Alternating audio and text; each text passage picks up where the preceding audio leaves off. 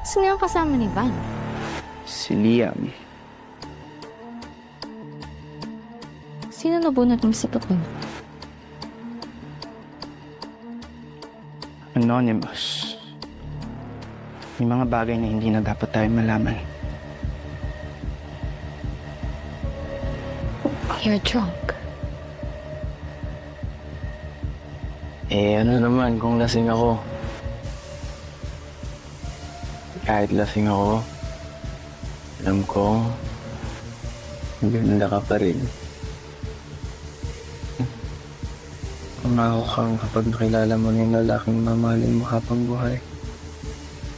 Patuloy mo lang ako sa mamalo.